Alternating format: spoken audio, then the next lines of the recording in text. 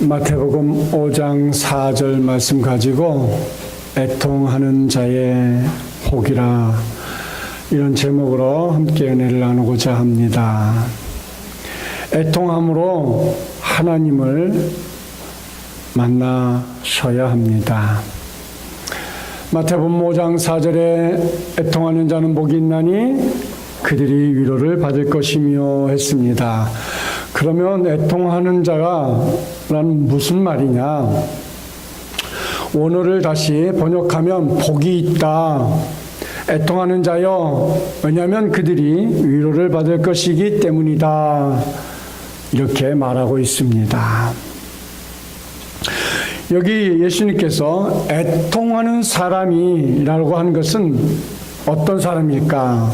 말 그대로 몹시 슬픈 사람, 혹은 슬플 때문에 아주 비통해하는 사람, 통곡하는 사람을 말하고 있습니다. 예수님이 말씀하신 이 8가지 복 중에 여러분, 세상 사람들이 말하고 있는 복과 여러분 분명히 다른 것이 있어요. 세상의 복은 어때요? 오복을 말하는데 그것은 수, 부, 강령, 유어덕, 고종명의 5가지 복입니다. 성도 여러분, 이렇게 세상에 오복을 우리가 누린다고 생각을 합니다. 그러나 이런 오복이 아닌 정말 애통하는, 통곡하는, 비통하는 그런 삶. 여러분, 1년 내내 눈물을 얼마나 흘리며 사십니까? 요즘은 참 눈물이 메말랐죠. 하긴 하늘에서 비가 너무 많아서 눈물이 말랐다고 인터넷에 어떤 사람이 우스갯소리로 이야기를 하던데, 하늘이 마르니 우리 삶도 팍팍해서 눈물이 마른답니다. 우리가 애통하는 심령으로 주님께 기도하고 애통하는 마음으로 주님을 찾고 의지하는 사람들이 되어야 될 텐데, 우리가 너무 건조한 삶을 살아가는 것 같아요.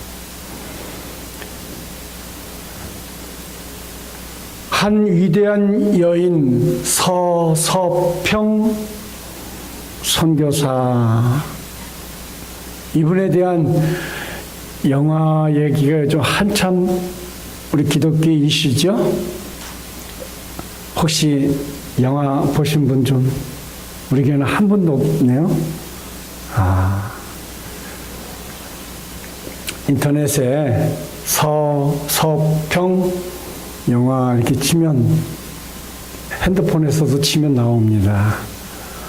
저 강동 쪽에서 영화가 상영되는 걸로 알고 있습니다. 한번 좀 보십시오.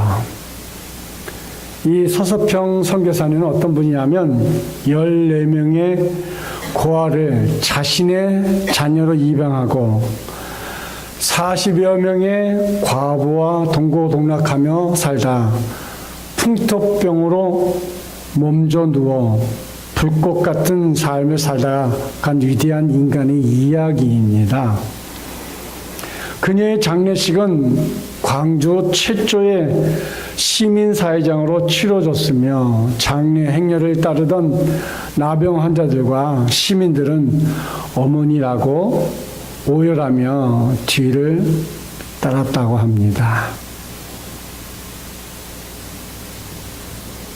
여러분, 한번 눈물이 좀 펑펑 쏟고 싶으면 가서 한번 꼭 보십시오. 가서 보면 후련하실 겁니다. 꼭 한 번씩 보시길 바랍니다. 저도 보려고 지금 알아보고 있습니다.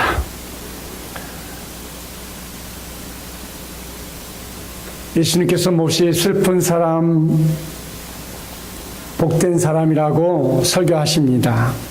사람들은 보통 웃으면 복이 온다 이렇게 얘기하고 있죠. 왜? 웃는 자가 복을 받을 수밖에 없어요. 말 한마디에 천냥빛을 갚는단 말도 있듯이. 근데 예수님께서 애통하는 자가 복이 있다 이렇게 말씀하셨어요. 역설적이기 때문에 당시 예수님께서 청중들의 귀를 솔깃하게 만들고 무리의 관심을 집중시켰던 것입니다. 몹시 슬픈 사람이 복이 있다. 이게 무슨 뜻입니까? 이게 무슨 소리인가 하고 우리는 관심을 집중하게 될 것입니다.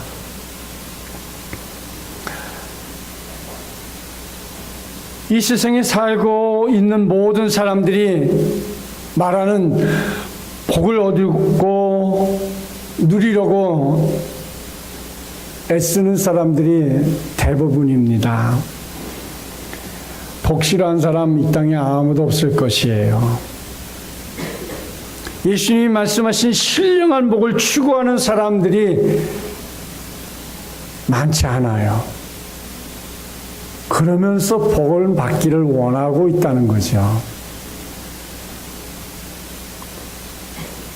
만사형통을 원하고 다 잘 되기를 원하고 다 소원하면서도 왜 그런지 하나님 앞에 나와 엎드려 기도하고 하나님을 찾고 의지하는 것에 대해서는 너무 등한히 하고 살고 있다는 것입니다.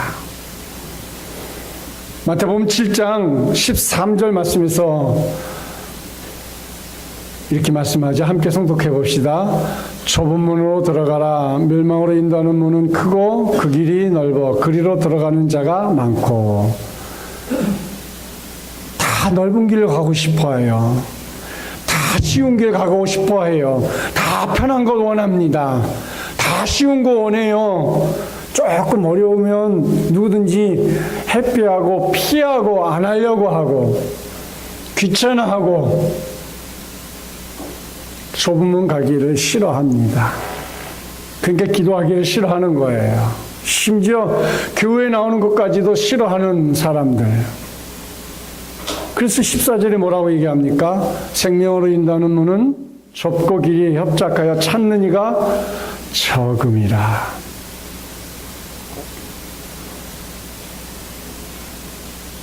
구원으로 가는 길은 그래서 협착한 겁니다. 하나님을 찾는 길은 그래서 어려운 것입니다. 하나님과 동행하면 우리가 소원하는 모든 것들을 하나님께서는 이루어 주시는데 우리는 그것을 더 쉽게 그리고 그냥 한마디로 한 번에 끝나는 것으로 해결하려고 하는 그런 우리 인간의 본능으로 가려고만 하고 있어요. 고대 어느 왕이 신하들에게 책을 쓰라고 해서 그동안 그 나라의 역사책을 이렇게 썼습니다. 학자들이 방대하게 책을 이렇게 써가지고 오니까 그거를 차대나 압축해서 써가지고 오라고. 그걸 언제 다니느냐고 쫙 압축해서 몇 페이지로 압축해가지고 왔어요. 아니 그걸 또 어떻게 읽냐고 한 장으로 압축해가지고 오라고. 그게 우리 인간이에요. 책 안 읽고 그냥 이거 그거 어떻게 읽어 그냥 한 장짜리로 그냥. 가끔 그런 소리를 좀 합니다.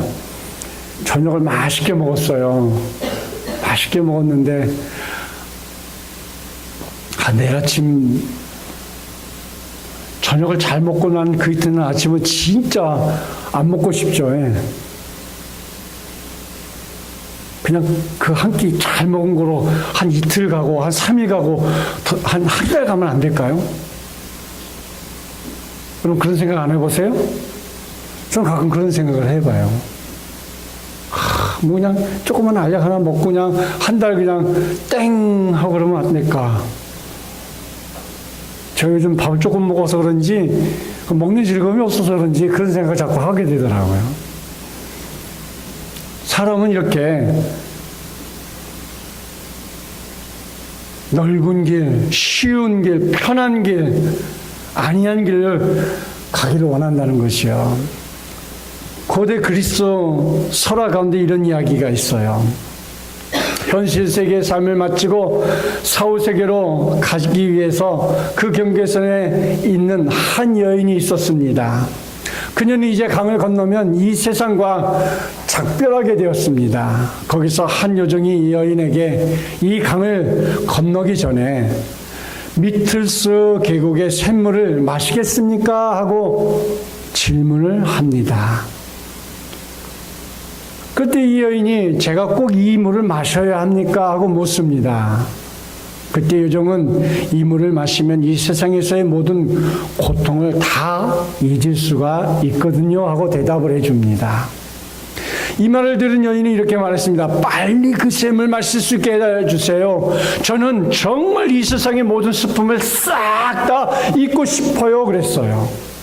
그때 요정은 그러면 당신이 이 세상의 모든 기쁨도 함께 잊어버릴 것입니다 라고 말했습니다. 이 여인은 다시 나는 이 세상의 모든 실패의 아픈 기억을 다 지우고 싶습니다 라고 얘기했습니다. 그때 요정은 다시 말했습니다. 그러면 당신은 성공의 모든 기억도 망각할 것입니다. 이렇게 또 얘기했습니다. 저는 어서 속히 모든 상처를 잊어버리고 싶어요. 그럴 때 요정이 대답하면서 이렇게 얘기했습니다. 그러면 당신은 동시에 모든 사랑을 다 망각해 버릴 것입니다. 이 여인은 한참을 생각했어요. 왜냐하면 이 세상에 좋은 추억까지 다 잊어버리고 싶지는 않았기 때문에 그렇습니다. 그래서 그는 그러면 저는 그 샘물을 마시지 않겠습니다 하고 대답을 했다는 이야기입니다. 이 설화는 우리가 인생을 살면서 기쁨과 동시에 슬픔을 그리고 성공과 동시에 피할 수 없는 실패 그리고 사랑과 동시에 피할 수 없는 상처의 경험까지 모두 다 우리에게 가르쳐주고 있어요. 인생은 좋은 날만 있는 게 아니에요. 고난도 있어요. 고통도 있어요. 성공도 있고 실패도 있어요. 좋은 길도 있고 나쁜 길도 있는 거예요. 오늘 본문 마태복음 5장 4절에서 애통하는 자는 복이 있나니 그들이 위로를 받을 것이며 그랬어요. 그런데요, 누가복음 6장 21절에서도 이렇게 얘기했어요. 함께 성독해 봅시다. 지금 줄인 자는 복이 있나니 너희가 배부름을 얻을 것이며 지금 우는 자는 복이 있나니 너희가 웃을 것이니라. 한번 웃어봅시다. 자, 저를 보고. 자, 일동 웃으세요. 웃으라는 게 이래요. 이게 웃는 게 아니고 입을 좀 벌려보세요. 자, 다시 한번 웃어봅시다.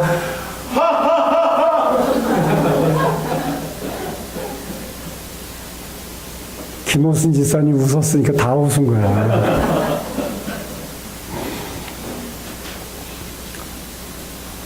여기 애통으로 번역된 펜타오는 극도의 슬픔을 뜻하는 말입니다.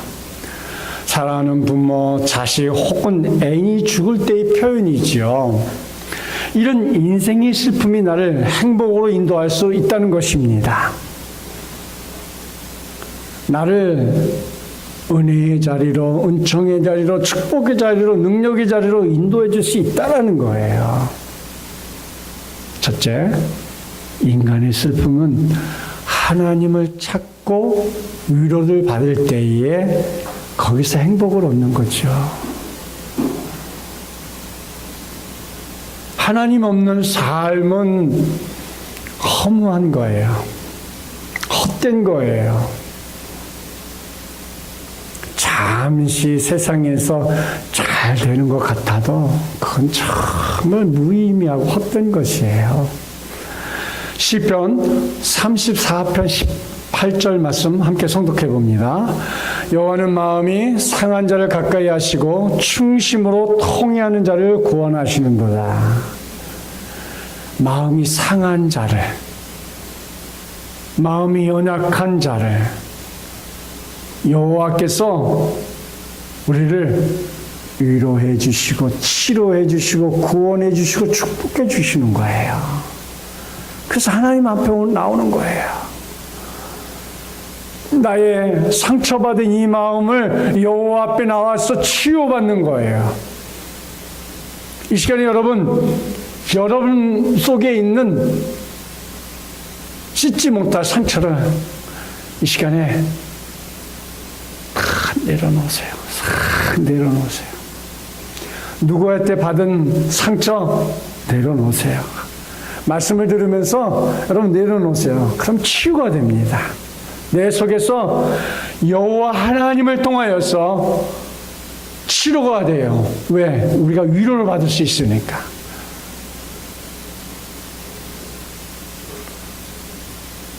우리 아이들이 학교에서 친구들하고 막 싸웠어요. 막 울고 와요. 엄마가 왜? 누가 그랬어? 엄마, 개똥이가 나를 갑자기 주먹으로 한 대 때렸어요. 어디? 엉덩이요. 아팠어? 아프진 않았는데요. 괜히 나를 때니까 눈물이 났어요. 그랬어? 아이고, 괜찮아? 괜찮아? 엄마가 내일 가서 때려줄 거야. 울지 마. 언제 울었냐 듯이 금방 아이는 엄마의 위로 때문에 모든 것이 싹 가십니다.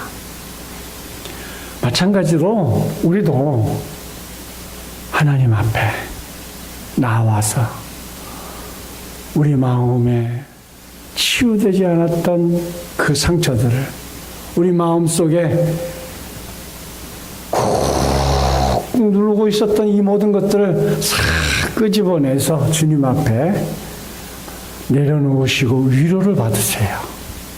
사랑하는 자야, 내가 너를 사랑한다는 그 음성을 들어보십시오. 또 시편 34편 19절 말씀에도 의인은 고난이 많으나 여호와께서 그의 모든 고난에서 건지시는도다. 우리가 믿음으로 살려니까 고난이 많아요. 그래도 우리가 믿음으로 살려고 하니까 우리 하나님께서 우리를 고난에서 건져주신다고 했습니다. 험악한 인생 행로에 마음과 육체가 다 상처나고 꺾이셨습니까? 주님 앞에 나와서 위로를 받으시기 바랍니다. 주님은 우리의 위로자이십니다. 어느 때까지? 애통할 때입니다. 평안할 때까지입니다. 우리를 만나주실 것입니다. 더 큰 은혜와 은총과 축복으로 우리를 사랑해 주실 것입니다. 그래서 시편 46편 1절에 함께 성독해 봅시다. 하나님은 우리의 피난처시요 힘이시니 환난 중에 만날 큰 도움이시라. 환난 중에 있으십니까? 큰 도움이 되시는 역경 중에 있습니까? 우리를 피할 길을 주시고 안식처를 주시고 위로자 되시는 주님 앞에 나와서 여러분의 모든 힘든 거 다 내려놓으세요. 다 내려놓으시면 우리 주님께서 아주 우리를 가볍게 해주십니다. 제가 유튜브에서 굉장히 좋아하는 게 하나 있어요.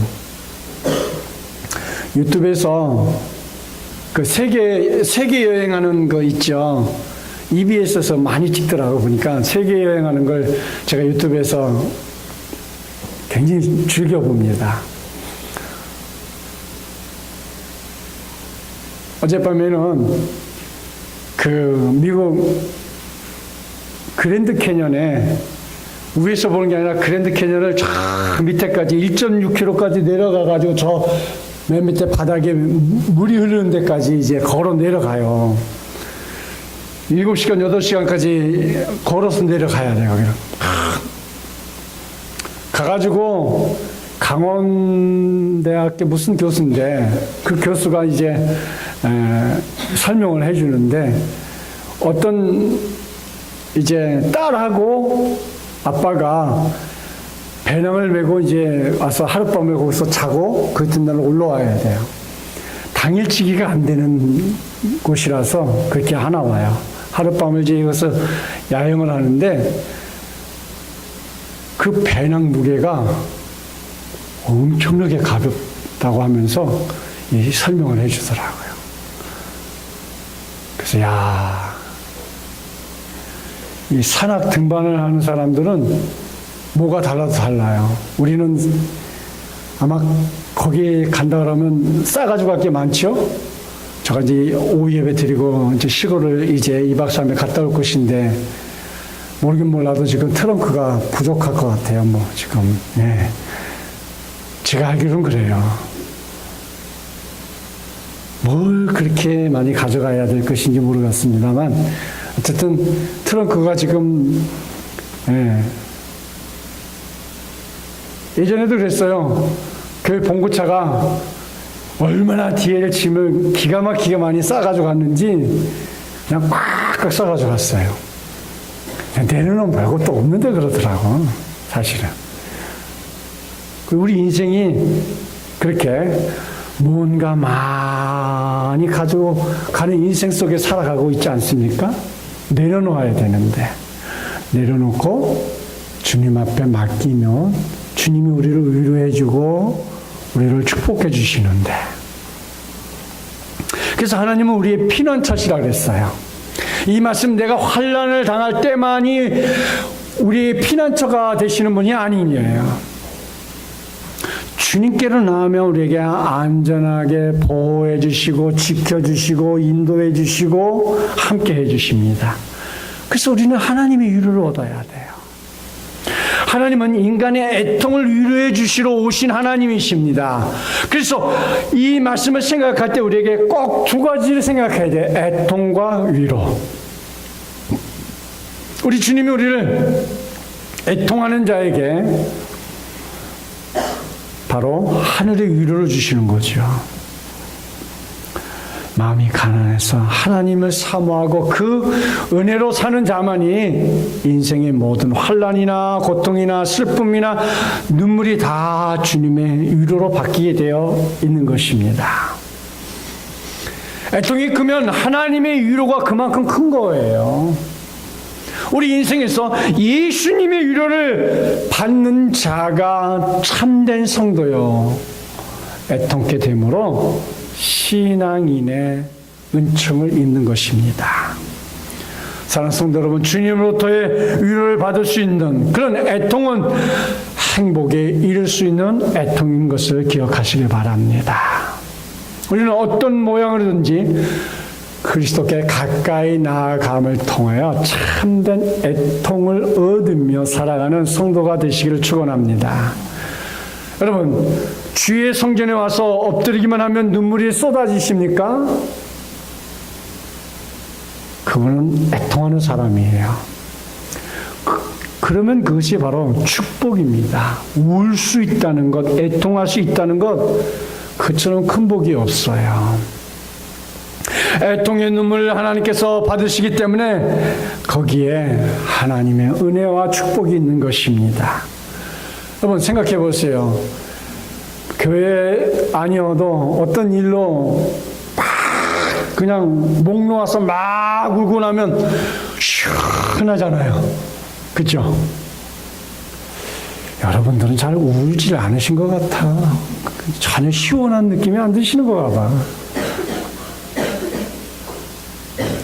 인생의 희망을 포기한 사람은 눈물이 없습니다. 몸이 건조한 일상사만 반복될 뿐입니다. 마음이 강팍한 사람은 눈물이 없어요. 흐르질 않아요. 바리새인들이 그랬어요. 세리는 가슴을 치며 자기 잘못을 회개했습니다. 이미 그 심령의 마음이 마르고 완악해진 바리새인들은 눈물 대신 불이 나와 다른 사람들마저 죽이고 맙니다. 하나님을 애통하는 자의 위로가 있으리를 축원드립니다. 시편에 이렇게 노래합니다. 시편 56편 8절에 함께 성독해 봅니다. 나는 유리함을 주께서 계수하셨사오니 나의 눈물을 주의 병에 담으소서. 이것이 주의 책에 기록되지 아니하였나이까. 여러분 눈물을 좀 이렇게 좀 네로처럼 이렇게 좀 하시던가 많이 흘려서 촉촉하게 흘려서 우리 한생명 비전교회가 뜨거운 성령이 임할 수 있는 그런 교회가 되기를 축원합니다. 두 번째로 애통하는 자에게 주님은 위로자가 되신다는 거죠. 위로자. 마태복음 5장 4절에 애통하는 자는 복이 있나니 그들이 위로를 받을 것이며 했어요. 보혜사라고 하는 말은 헬라어로 파라클레토스입니다. 위로자라고 하는 말은 파라클레시스입니다. 이 말은 성령은 위로의 영이다. 그런 말입니다. 그래서 우리는 애통하는 자, 주님의 위로가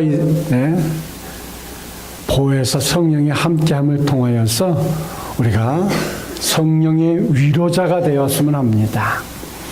끊임없이 위로해 주시는 분이 성령님이시기 때문에 그렇습니다.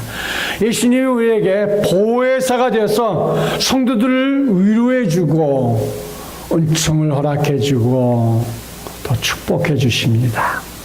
애통하는 사람이 있어야 민족이 삽니다. 애통하는 사람들이 많을 때 교회가 다시 힘을 얻습니다. 이스라엘의 소망이 있었던 것은 애통하는 사람 예레미야가 있었기 때문입니다. 그가 많이 애통하고 눈물을 흘렸기 때문에 하나님께서 이스라엘 백성들을 다시 바벨론의 포로로부터 돌이키겠다는 약속을 주셨습니다. 예레미야가 눈물을 흘리며 씨를 뿌렸기 때문에 이스라엘은 70년 후에 기쁨으로 단을 거두는 감격적인 은혜를 거두었습니다.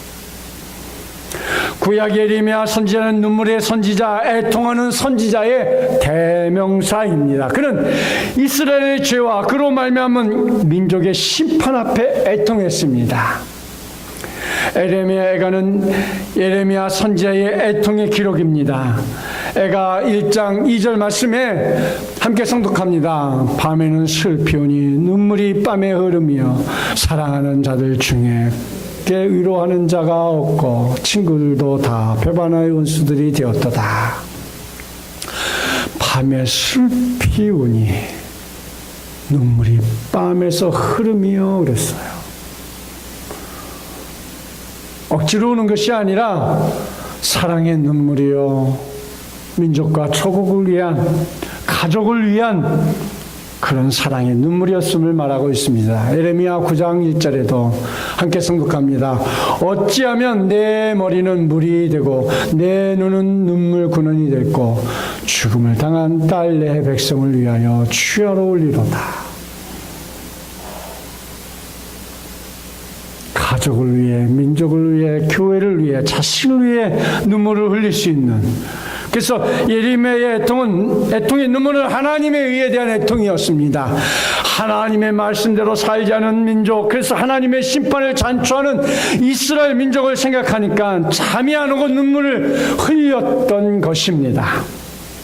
우리에게도 이처럼 하나님의 뜻으로부터 멀어지는 민족의 모습을 보며 우리의 뜨뜻미지근한 신앙을 생각하며 애통하는 눈물을 흘릴 수 있는 사람들이 되어야 합니다.